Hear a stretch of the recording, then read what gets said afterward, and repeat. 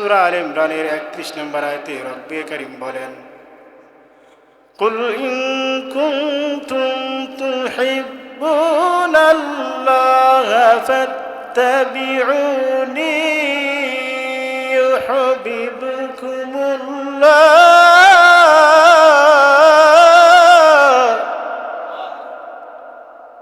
ইউহিব্বুকুমুল্লাহু ওয়া ইয়াগফির লাকুম যুনুবাকুম ওয়াল্লাহু গফুরুর রহিম।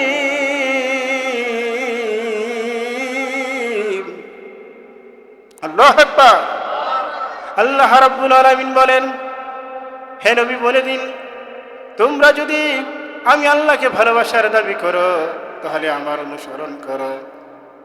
আল্লাহ বলেন, তোমরা যদি আমি নবীর অনুসরণ করো, আল্লাহ বলেন তোমরা যদি আমার নবীর অনুসরণ করো, ইউহিব্বুকুমুল্লাহ, আমি আল্লাহ তোমাদেরকে ভালোবাসবো। সুবহান। শুধু ভালোবাসবো না, ওয়া ইয়াগফির লাকুম যুনুবাকুম, আমি রব্বুল আলামিন তোমাদের জীবনের সমস্ত গুনাহ মাফ করে দিব। সুবহানাল্লাহ। ইউহিব্বু, এটা হচ্ছে মুজারের সিগা, বর্তমান ভবিষ্যৎ। বর্তমানে আমি আল্লাহ তোমাদেরকে ভালোবাসবো, ভবিষ্যতেও আমি আল্লাহ তোমাদেরকে ভালোবাসবো। সুবহানাল্লাহ। ওয়া ইয়াগফিরু, আমি তোমাদেরকে ক্ষমা করব, বর্তমানেও ক্ষমা করব, ভবিষ্যতেও ক্ষমা করে দেব।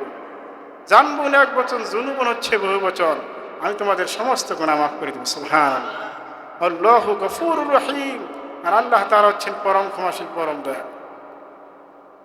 এখানে আল্লাহ তাআলা বললেন, তোমরা যদি আল্লাহকে ভালোবাসার দাবি করো, অর্থাৎ জীবনের সব কিছু চাইতে ভালোবাসতে হবে কাকে? আল্লাহকে। কাকে ভালোবাসতে হবে? আমাদের সমস্ত কাজকর্ম কার জন্য হবে? আমাদের নামাজ, রোজা, কুরবানি কার জন্য হবে? আল্লাহ রাব্বুল আলামিন কোরআনুল কারীমে সূরা আনআমের 62 নম্বর আয়াতে বলেছেন, কুল ইন্না সালাতি ওয়া নুসুকি ওয়া মাহইয়ায়া ওয়া মামাতি লিল্লাহি রাব্বিল আলামিন। বলি আল্লাহু আকবার। হে নবী বলে দিন, নিশ্চয় আমার নামাজ, আমার কুরবানি, আমার জীবন, আমার মরণ সব কিছুই বিশ্বের প্রতিপালক রব্বুল আলামিনের জন্য। সুবহানাল্লাহ। কার জন্য হবে? আমার নামাজ, আমার কুরবানি, আমার জীবন, আমার মরণ কার জন্য হবে? লিল্লাহি রাব্বিল আলামিন। সব কিছু আল্লাহর জন্য হবে। আল্লাহর প্রিয় বান্দারা, এই জন্য আল্লাহকে সবচেয়ে বেশি ভালোবাসতে হবে, আল্লাহর হুকুমকে সবচেয়ে বেশি প্রাধান্য দিতে হবে। দুনিয়ার সমস্ত যা কিছু আছে সব কিছুর চাইতে আল্লাহর হুকুম, আল্লাহর বিধানকে প্রাধান্য দিতে হবে। আর আল্লাহকে যদি মানতে চাই, আল্লাহর বিধান যদি প্রতিষ্ঠা করতে চাই, রাসূলের আদর্শকে অনুসরণ করতে হবে।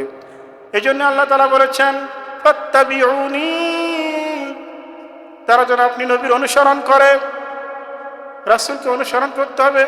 আল্লাহকে পেতে হলে রাসূলকে অনুসরণ করতে হবে, রাসূলকে ভালোবাসতে হবে। কথা বলেন ঠিক কিনা? এই জন্য কবি নজরুল সুন্দর করে বলেছেন, আল্লাহকে যে পাইতে চায় হযরতকে ভালোবেসে, আরশ কুরসি লৌহে কালাম না চাহিতে পেয়েছে সে। হযরতকে ভালোবেসে আল্লাহকে যে পাইতে চায়। আল্লাহকে পেতে হলে ভালোবাসতে হবে কাকে? নবীকে। আল্লাহকে পেতে হলে ভালোবাসতে হবে নবীকে। আমার নবী হাদিসের মধ্যে ফরমান, হযরত আনাস রাদিয়াল্লাহু তাআলা আনহু থেকে বর্ণিত বুখারী শরীফের হাদিস, আল্লাহ নবী বলেন, লা ইউমিনু আহাদুকুম হাত্তা আকুনা হাব্বা ইলাইহি মিন ওয়ালিদিহি ওয়া ওয়ালাদিহি ওয়ান নাসি আজমাইন। নবীজি বলেন, তোমাদের কেউ ততক্ষণ পর্যন্ত কোনো ব্যক্তি ইমানদার হতে পারবে না, পূর্ণাঙ্গ মুমিন হতে পারবে না, যতক্ষণ না আমি রাসূল তার নিকট, তার পিতামাতা, তার সন্তান সন্ততি, ওয়ান নাসি আজমাইন, এই পৃথিবীর সমস্ত মানুষের চেয়ে আমি রাসূল প্রিয় না হব, ততক্ষণ পর্যন্ত কোনো ব্যক্তি ইমানদার হতে পারবে না। তাহলে রাসূলকে যদি বেশি মহব্বত না করি, বেশি ভালো না বাসি, তাহলে কেউ পরিপূর্ণ ইমানদার হতে পারবে না। একবার হযরত ওমর রাদিয়াল্লাহু তাআলা আনহু রাসূল করিম সাল্লাল্লাহু আলাইহি সাল্লামকে বললেন, ইয়া রাসূলুল্লাহ, ইয়া হাবিবাল্লাহ, আমি আপনাকে ভালোবাসি। নবীজি বললেন, তুমি কি আমাকে তোমার জীবনের চাইতে বেশি ভালোবাসো নাকি? হযরত ওমর বললেন, না না, আমি আপনাকে আমার জীবনের চাইতে বেশি ভালোবাসি না। নবীজি বললেন, তোমার ঈমান এখনো পরিপূর্ণ হয় না। আমরা হলে বলে দিতাম, ইয়া রাসূলুল্লাহ, আমরা আপনাকে বেশি ভালোবাসি। কিন্তু সাহাবীরা কপটতা জানতেন না, মুনাফিকি তারা কপটতা করতেন না। হযরত ওমর চিন্তা ভাবনা করে বললেন, ইয়া রাসূলুল্লাহ, ইয়া হাবিবাল্লাহ, আমি আমার জীবন, আমার ধন সম্পদ, আমার সন্তান সন্ততি সব কিছুর চাইতে, এমনকি আমার জীবনের চাইতেও আপনি রাসূলকে বেশি ভালোবাসেন। সুবহানাল্লাহ। নবীজি বললেন, আল আন ইয়া উমর, এতক্ষণে হয়েছে, এখন তোমার ঈমান পরিপূর্ণ হয়ে গেছে। সুবহানাল্লাহ। আল্লাহ রাসূলকে বেশি মহব্বত করতে, বেশি ভালোবাসতে, কথা বলেন ঠিক কিনা? বুখারী শরীফের কিতাবুল মাগাদির ভিতরে একটা ঘটনা এসেছে। আল্লাহর নবী যখন উহুদের ময়দানে যুদ্ধরত ছিলেন, সাহাবায়ে কেরাম যুদ্ধরত ছিলেন, যুদ্ধ করতে করতে এক পর্যায়ে কাফেররা মুসলমানদেরকে বেকায়দায় ফেলে দিল। কাফেররা চতুর্দিক থেকে তীর মারতেছিল, নবীজিকে তীর মারতেছিল, নবীজিকে লক্ষ্য করে তীর মারতেছিল। এমন সময় কয়েকজন সাহাবায়ে কেরাম রাসূলকে ঢাল হিসেবে তাকে ঘিরে ধরলেন। চতুর্দিক থেকে তীর আসতেছিল। যুদ্ধ শেষে দেখা গেল একজন সাহাবী, নাম তার হযরত তালহা, তার পিঠের ভিতরে একটি নয়, দুইটি নয়, ৮০টির অধিক তীর তার পিঠে বিদ্ধ করেছে। সুবহানাল্লাহ। সাহাবায়ে কেরাম রাসূলকে প্রোটেকশন দিয়েছেন, তার নিরাপত্তার জন্য ঢাল হিসেবে তারা দাঁড়িয়ে গেছেন। তাদের পিঠের উপরে তার তীরগুলো নিক্ষেপ তারা নিয়েছেন, আল্লাহ রাসূলকে হেফাজত করেছেন। সুবহানাল্লাহ। নবীজি যুদ্ধের অবস্থা দেখার জন্য মাথা উঠালেন। মাথার লোহার টুপি ভেঙে কপাল থেকে রক্ত বের হলো, দান মুবারক শহীদ হয়ে গেল। নবীজি ঘুরে পড়ে গেলেন। আবু উবাইদা ছুটে আসলেন, তুলে ধরলেন। হযরত আলী রাদিয়াল্লাহু তাআলা পানি ঢালতে লাগলেন, কিন্তু রক্ত পড়া বন্ধ হয় না। হযরত মা ফাতেমা রাদিয়াল্লাহু তাআলা আনহা, তিনি একটা চাটাই পুড়ে ছাই বানিয়ে সেখানে দিলেন, রক্ত পড়া বন্ধ হয় না। এরপরে মা ফাতেমা যখন চাটাই পুড়ে দেওয়ার পরে রক্তটা বন্ধ হয়ে গেল। আল্লাহর প্রিয় বান্দারা, মদিনায় খবর ছড়িয়ে পড়ল, আল্লাহ নবী শহীদ হয়ে গেছেন। নবীজি উহুদের ময়দানে শহীদ হয়ে গেছেন। সারা ময়দানে খবর ছড়িয়ে পড়ল। হযরত ওমর ফারুক রাদিয়াল্লাহু তাআলা আনহুর মতো সিংহ পুরুষের হাত থেকে তরবারি পড়ে গেল। হযরত ওমর বললেন, নবীজি যদি বেঁচে না থাকে তাহলে কার জন্য যুদ্ধ করব? মদিনার থেকে মানুষগুলো উহুদের ময়দানের দিকে ছুটে আসতেছিল। একজন মহিলা উহুদের ময়দানের দিকে যাচ্ছে। একজন সাহাবীর সাথে দেখা। সাহাবী বললেন, মহিলা যাও কই? মহিলা বলতেছে, উহুদের ময়দানের দিকে যাচ্ছি। সাহাবী বললেন, উহুদের ময়দানে গিয়ে কোনো লাভ নাই, তোমার যেই কলিজার টুকরা দুটি পুত্র সন্তান এই জিহাদের ময়দানে এসেছিল, তারা সেই জিহাদের ময়দানে শহীদ হয়ে গেছে। মহিলা বলল, কে শহীদ হয়েছে শুনতে চাই না, তাড়াতাড়ি করে বলো আল্লাহর নবীজি কেমন আছে। মহিলা আবার দৌড়াতে লাগলো। আরেকজন সাহাবীর সাথে দেখা। সাহাবী বলেন, মহিলা যাও কই, দৌড়াও কেন? মহিলা বলল, উহুদের ময়দানের দিকে যাচ্ছি। সাহাবী বললেন, উহুদের ময়দানে গিয়ে কোনো লাভ নাই, তোমার যেই স্বামী উহুদের ময়দানে এসেছিল জিহাদের জন্য, তোমার সেই স্বামী উহুদের প্রান্তরে শহীদ হয়ে গেছে। মহিলা বলল, কে শহীদ হয়েছে শুনতে চাই না, জলদি করে বলো আল্লাহর নবীজি কেমন আছে। সুবহানাল্লাহ। মহিলা আবার দৌড়াচ্ছে। আরেকজন সাহাবীর সাথে দেখা। বলল, মহিলা যাও কই? বলছে, উহুদের ময়দানের দিকে যাচ্ছি। সাহাবী বললেন, উহুদের ময়দানে গিয়ে কোনো লাভ নাই, তোমার যে বৃদ্ধ পিতা এই জিহাদের ময়দানে এসেছিল, তোমার সেই পিতা শহীদ হয়ে গেছে। মহিলা বলল, কে শহীদ হয়েছে শুনতে চাই না, তাড়াতাড়ি করে বলো আল্লাহর নবীজি কেমন আছে। সাহাবায়ে কেরাম পরিবেষ্টিত। রাসূল করিম সাল্লাল্লাহু আলাইহি ওয়াসাল্লাম ঘুরে পড়ে আছেন সেখানে। ওই মহিলা নবীজির চেহারা মুবারক দেখলেন, দেখে বললেন, ইয়া রাসূলুল্লাহ, ইয়া হাবিবাল্লাহ, স্বামী মারা শোক, পিতা মারা শোক, কলিজার টুকরা দুটি সন্তান মারা শোক, সব আমার মন থেকে মুছে গেছে। ইয়া রাসূলুল্লাহ, ইয়া হাবিবাল্লাহ, আপনি বেঁচে আছেন, এটাই হচ্ছে বড় সান্ত্বনা। সুবহানাল্লাহ, আপনি বেঁচে আছেন, এটাই হচ্ছে সবচেয়ে বড় সান্ত্বনা। সুবহানাল্লাহ, কত ভালোবেসেছেন। তাই নয়, হযরত যায়েদ ইবনে দাসিনা রাদিয়াল্লাহু তাআলা আনহু, তিনি তাকে যখন বন্দি করে নিয়ে যাওয়া হলো, বন্দি করে নিয়ে যাওয়ার পরে তাকে কাফেররা বলল যে তোমার এই জায়গায় রাসূলকে এনে হত্যা করা হবে আর তোমাকে ছেড়ে দেওয়া হবে, তুমি তোমার পরিবারের সাথে আরামে থাকবে, এটাকে তুমি চাও?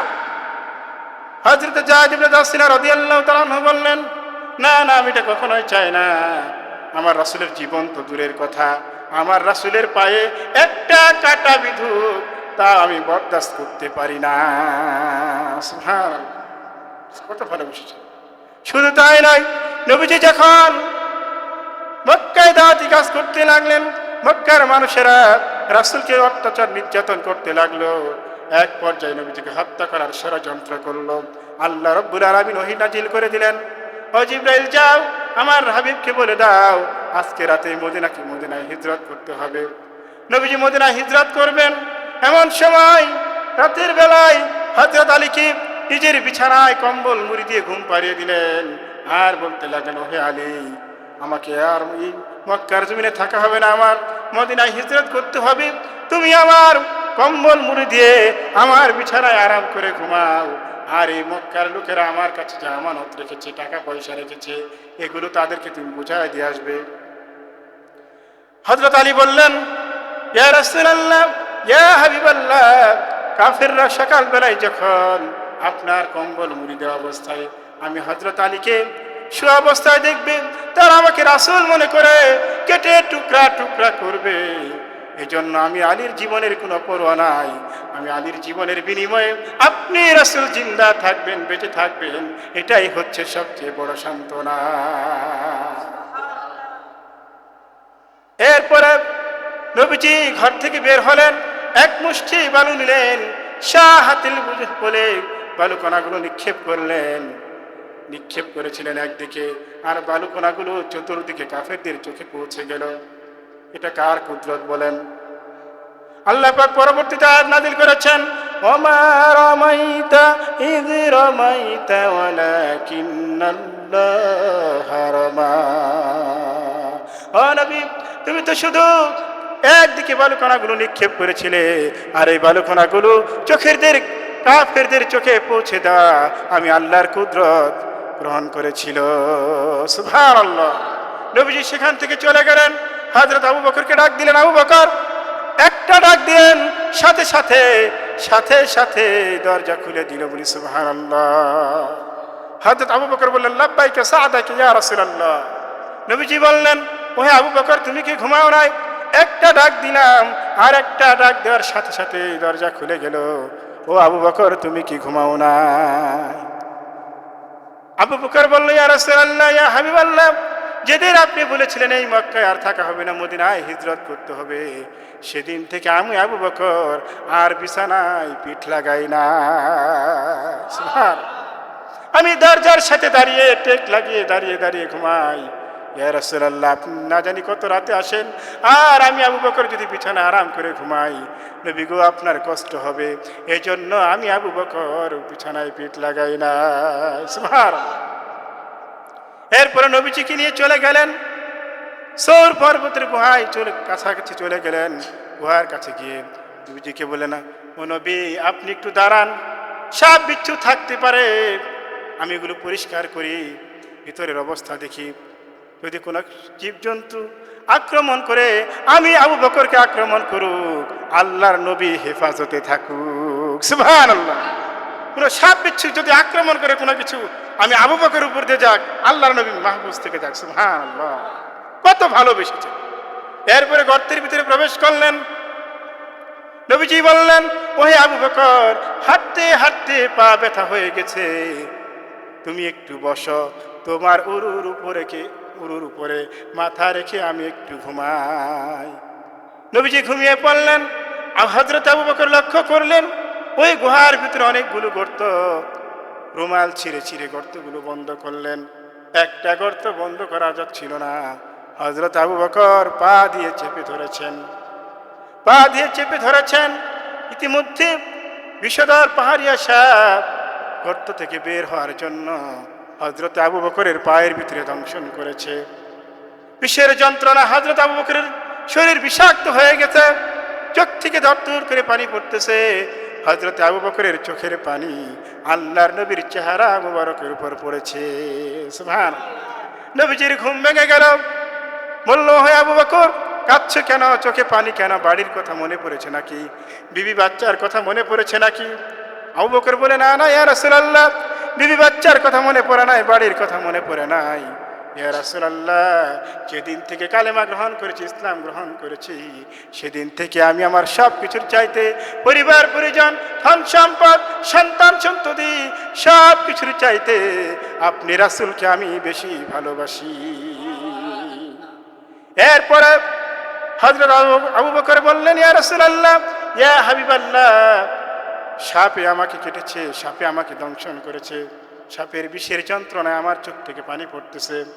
নবীজির সাথে সাথে নিজের থুথু মুবারক সাপে কাটার জায়গায় লাগিয়ে দিলেন, সাথে সাথেই বিষক্রিয়া বন্ধ হয়ে গেল। সুবহানাল্লাহ। এটা একটা মুজিজা, নবীজির একটি মুজিজা। নবীজি বললেন, ওহে আবু বকর, তুমি আগে আমাকে কেন বললে না? হযরত আবু বকর বললেন, ইয়া রাসূলুল্লাহ, ইয়া হাবিবাল্লাহ, এটা তো সামান্য সাপে কাটার যন্ত্রণা, এর চাইতে কঠিন যন্ত্রণা যদি আমার হতো, যন্ত্রণায় আমার কলিজা যদি ফেটে চৌচির হয়ে যেত, ইয়া রাসূলুল্লাহ, ইয়া হাবিবাল্লাহ, আপনার আরামের ভিতরে আমি আবু বকর ব্যাঘাত ঘটাতে পারতাম না। সুবহানাল্লাহ। কত ভালোবেসেছে, এর নাম ভালোবাসা। কথা বলেন ঠিক কিনা? আজকে আমাদের ভালোবাসা কোথায় চলে গেছে? রাসূলের আদর্শ তো নাই। আজকে আমরা দেখা যায় রবিউল আউয়াল মাস আসলে কিছু মসজিদে শিরনি বিতরণ করা হয়, জিলাপি দেওয়া হয়, আর গরম গরম জিলাপি, একটু জিলাপি যদি কম পড়ে অমনি পরে মারামারি আর কিলাকিলি। কথা বলেন ঠিক কিনা? জীবনের সর্বক্ষেত্রে রাসূলকে আদর্শ নেতা মানতে হবে, রাসূলকে বেশি মহব্বত করতে হবে। কথা বলেন ঠিক কিনা?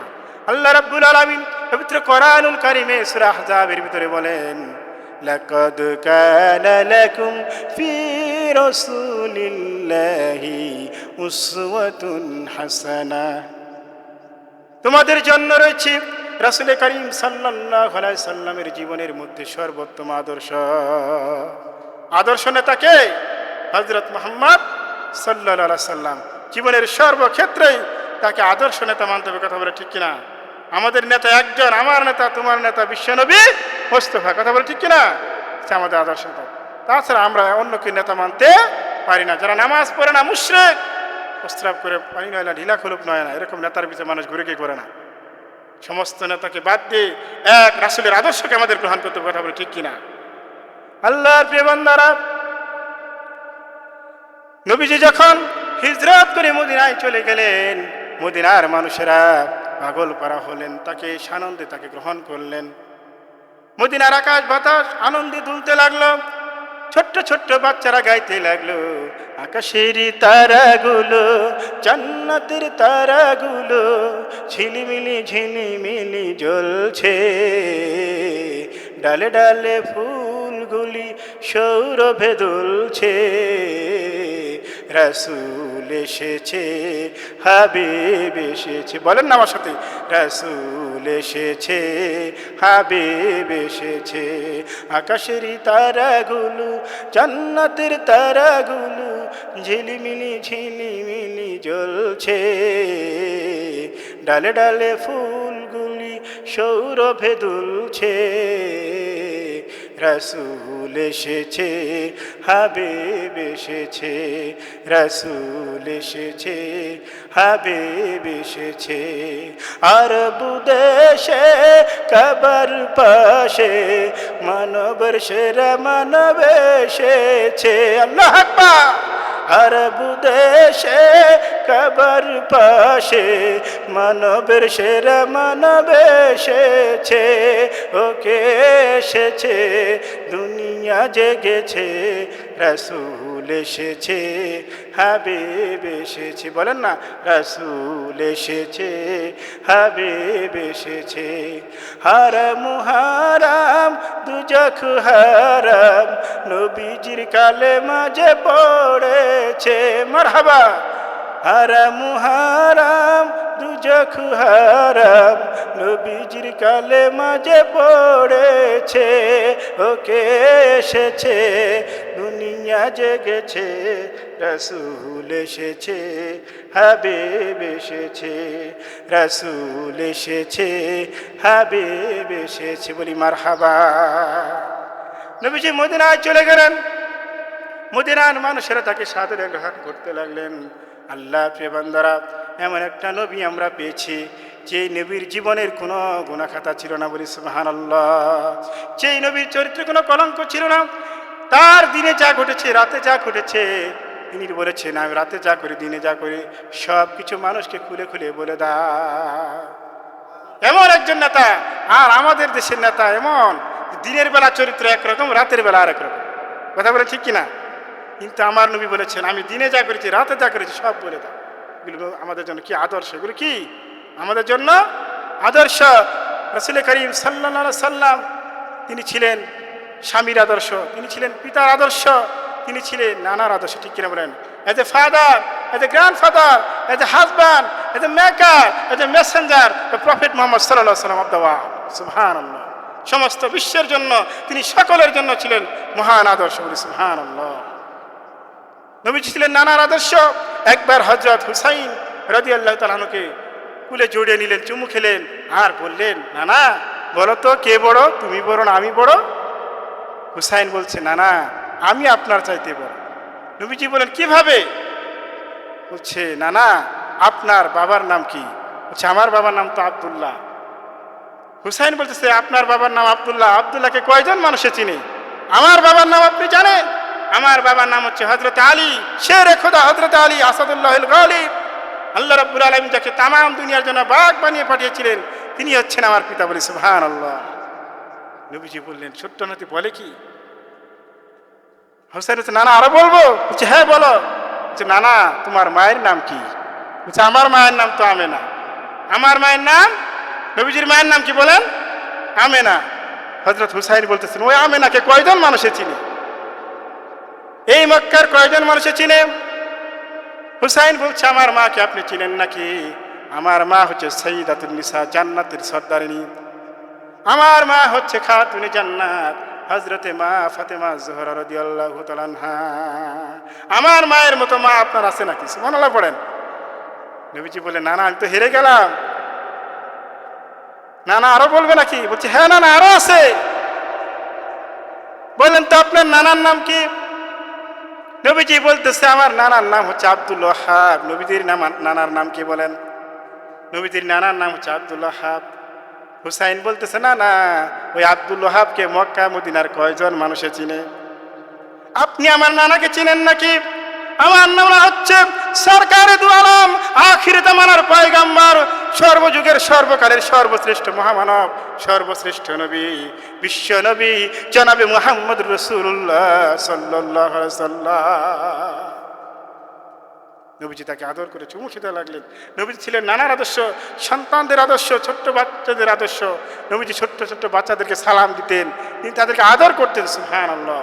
একদিন ছোট্ট বাচ্চাকে বললেন ওই বাচ্চা তোমার সেই বুলবুলি ছোট্ট পাখিটার খবর কি?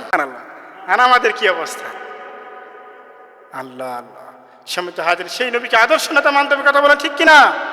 সেই নবীর আদর্শকে আমাদের গ্রহণ করতে হবে, কারণ তার পুরো চরিত্র ছিল একদমই ফুলের মতো পবিত্র। কথা বলেন ঠিক কিনা? না আমাদের চরিত্র ফুলের, আমাদের নেতাদের ঘোষণা দেয় যে আমার নেতার চরিত্র ফুলের মতো পবিত্র, নামাজ পড়ে না এক ওয়াক্ত, মদ গাঁজা 5 ওয়াক্ত। কথা ঠিক কিনা? এরকম নেতার পিছে ঘোরা যাবে? এরকম নেতাকে আদর্শ নেতা মানা যাবে? আদর্শের নেতা একজন, তিনি হচ্ছেন বিশ্বনবী জনাবে মুহাম্মদ রাসূলুল্লাহ। সকলে পড়ি সাল্লাল্লাহু আলাইহি ওয়াসাল্লাম। আল্লাহ রাব্বুল আলামিন পবিত্র কোরআনুল কারীমে সূরা কলমের 4 নম্বর আয়াতে বলেছেন ওয়া ইন ইন্নাকা লাআলা খুলুকিন আযীম।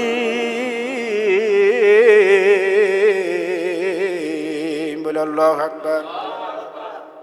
ও নবী, নিশ্চয় আপনি মহান চরিত্রের অধিকারী। সুবহানাল্লাহ। মহান চরিত্রের অধিকারী কে? হযরত মুহাম্মদ সাল্লাল্লাহু আলাইহি ওয়াসাল্লাম। মা আয়েশাকে জিজ্ঞেস করা হলো, আম্মা জান, রাসূলের চরিত্র সম্পর্কে কিছু বলুন। নবীজি বললেন, রাসূলের চরিত্র হচ্ছে, তোমরা কি কোরআন পড়ো না? গোটা কোরআনই কানা খুলুকুল কোরআন। গোটা কোরআনই আমার রাসূলের চরিত্র। বলে সুবহানাল্লাহ। গোটা কোরআনই আমার রাসূলের চরিত্র। এই জন্য রাসূলের চরিত্রকে আমাদের জীবনে গ্রহণ করতে হবে। একমাত্র আদর্শ নেতা রাসূলকে মানতে হবে। আল্লাহর নবী দুনিয়ায় কেন এসেছিলেন?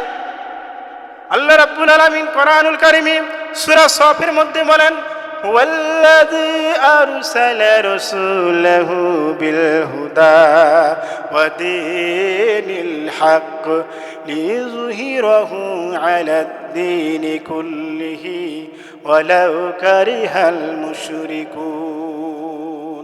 তিনি সেই সত্তা, যিনি তার রাসূলকে প্রেরণ করেছেন সত্য দিন সহকারে, যাতে তিনি দিন ইসলামকে সকল ধর্মের উপর প্রতিষ্ঠিত করতে পারে। একমাত্র ইসলাম হচ্ছে complete code of life. Life is not a religion. Islam is not only religion but also complete code of life. ইসলাম শুধুমাত্র একটা ধর্মের নাম নয়, এটা হচ্ছে পূর্ণাঙ্গ জীবন ব্যবস্থা। এটা কি? পূর্ণাঙ্গ জীবন ব্যবস্থা।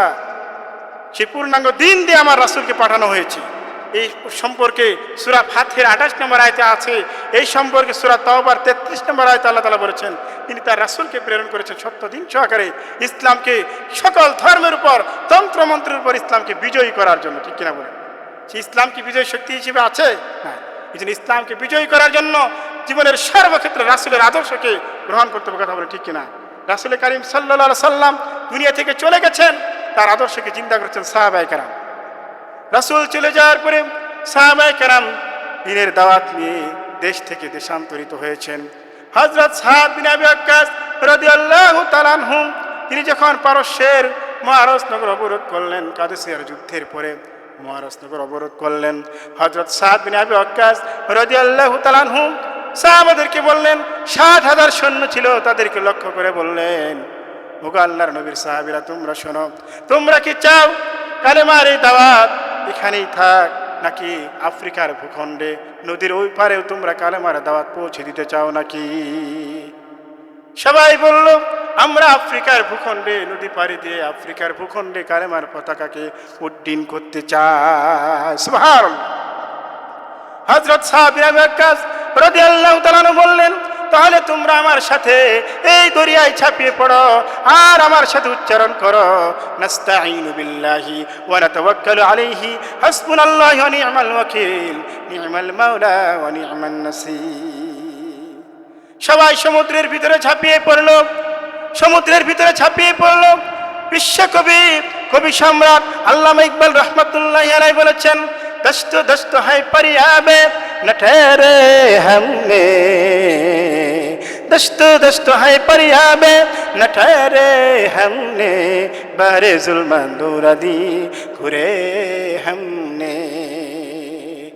খরস্রোত নদীর উপর উত্তাল তরঙ্গমালা পাড়ি দিয়ে নদীর ভিতর দিয়ে তারা আফ্রিকার ভূখণ্ডে চলে গেছেন। সুবহানাল্লাহ। ওই পারে যখন চলে গেলেন, চলে যাওয়ার পরে হযরত সাদ বিন আবি ওয়াক্কাস রাদিয়াল্লাহু তাআলা আনহু বললেন, ও আল্লাহর নবীর সাহাবীরা, তোমাদের কেউ কি হারায় গেছে নাকি? কারো কোনো উট ঘোড়া হারায় গেছে নাকি? সবাই এদিক ওদিক তাকিয়ে দেখলো, কেউ হারায় যায় নাই, কারো কোনো উট ঘোড়াও হারায় নাই। একজন বলল, আমার একটা পানির পেয়ালা, যেটাতে আমি পানি পান করতাম, সেই পেয়ালাটা ঝড়ের ঝাপটায় কোথায় যেন হারিয়ে গেছে, সেটা খুঁজে পাচ্ছি না। হযরত সাদ বিন আবি ওয়াক্কাস রাদিয়াল্লাহু তাআলা আনহু বললেন, মুজাহিদের কোনো জিনিস দরিয়া নিতে পারে না, অবশ্যই তা ফেরত আসবে। এ কথা বলতে না বলতে ওই পেয়ালাটা তাদের সামনে চলে আসলো। সুবহানাল্লাহ। মুসলমানেরা সিংহের জাতি, মুসলমানেরা বীরের জাতি, মুসলমানেরা এক আল্লাহকে ভয় করে আর কাউকে কোনো বাতিল শক্তিকে ভয় করে না। কথা বলেন ঠিক কিনা?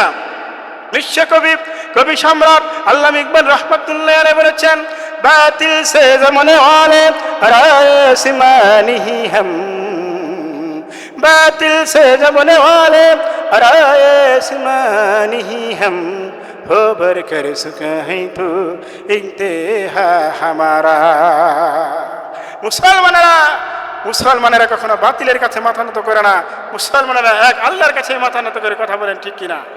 এরপরে সাদ বিন আবি ওয়াক্কাস রাদিয়াল্লাহু তাআলা আনহু জঙ্গলের ভিতরে চলে গেলেন। জঙ্গলের প্রাণীরা মনে করলো, জঙ্গলের মানুষেরা মনে করলো এই মুসলমানদের সাথে আমাদের যুদ্ধ করার কোনো প্রয়োজন নাই, জঙ্গলের হিংস্র প্রাণী যত আছে এগুলো তাদেরকে খেয়ে শেষ করে ফেলবে। হযরত সাদ বিন আবি ওয়াক্কাস রাদিয়াল্লাহু তাআলা আনহু একটা মঞ্চ তৈরি করালেন। মঞ্চের উপর দাঁড়িয়ে জঙ্গলের হিংস্র প্রাণীদেরকে লক্ষ্য করে একটি বক্তৃতা করলেন, ভাষণ দিলেন। ইয়া আইয়াতুহাল হাশারাতুস সিবা নাহনু আসহাবু রাসূলুল্লাহি ফারজিউ ইন্না নাজিলুনা বা'দাহু কতলনা। ও জঙ্গলের প্রাণীরা, আমরা আল্লাহর নবীর সাহাবী কালেমার দাওয়াত নিয়ে আফ্রিকার ভূখণ্ডে চলে এসেছি, তোমরা এখান থেকে চলে যাও, আমরা এই জঙ্গলের ভিতরে রাত কাটাবো, তোমরা এখান থেকে চলে যাও। তোমরা যদি চলে না যাও তাহলে তরবারি দিয়ে ফয়সালা করা হবে। আফ্রিকার মানুষেরা বলল, মানুষের কথা প্রাণী শুনে নাকি?